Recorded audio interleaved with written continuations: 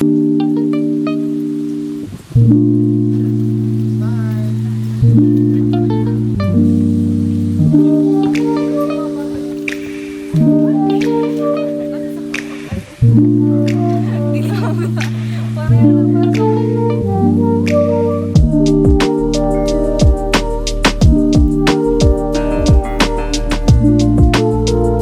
is the Balingasan family. It consists of 6 members, but during the interview, only the mother and the children were available to answer the questions.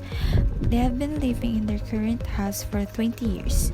The family is comprised of Louis and Rochelle, who are the breadwinners of the family, and their children, Mark, Lorraine, Justin, and Claire May.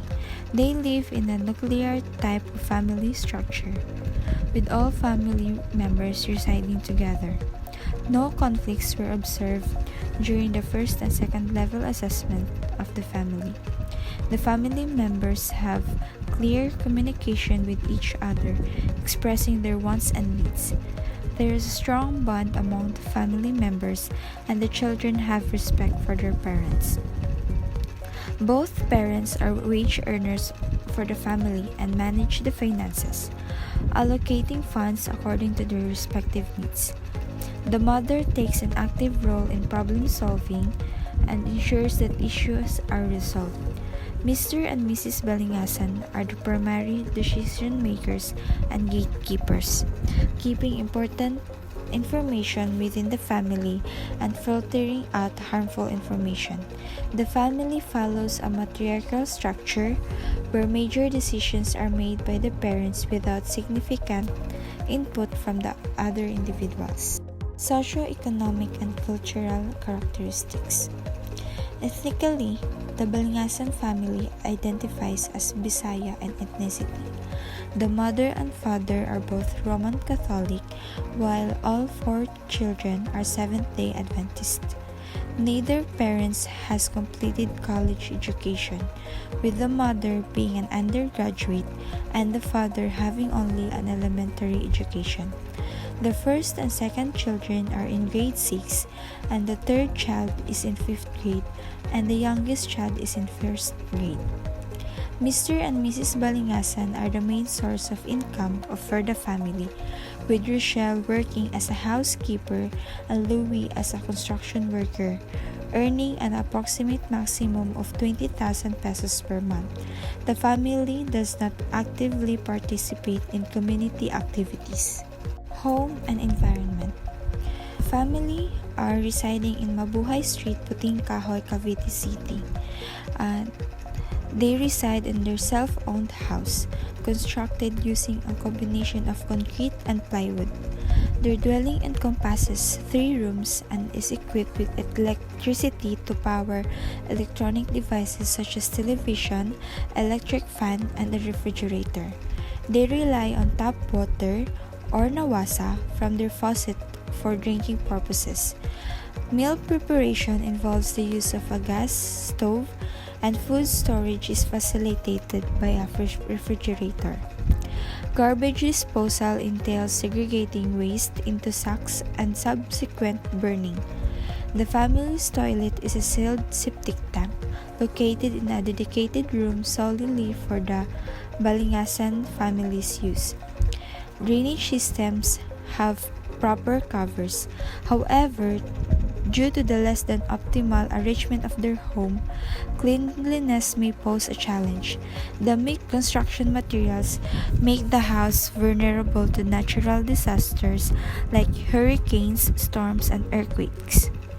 Their neighborhood is categorized as a slum area characterized by stray dogs and cats that potentially carry rabies.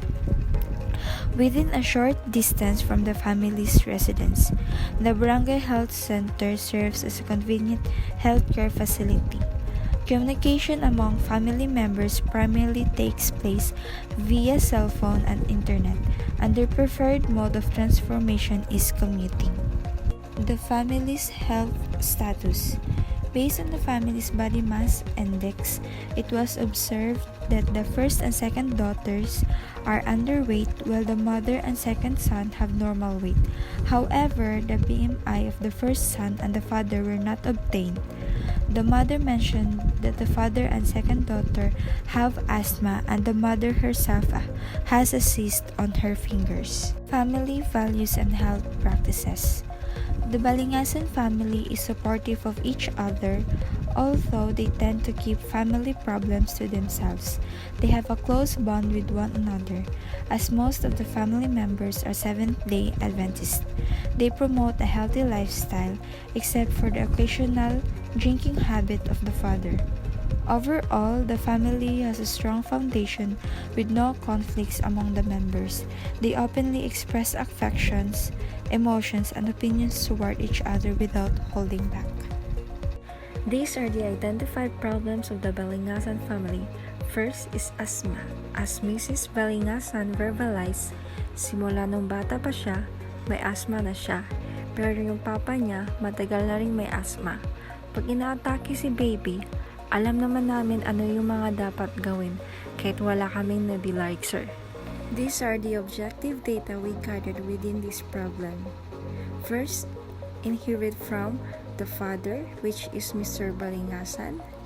Second, Mr. Balingasan is smoking.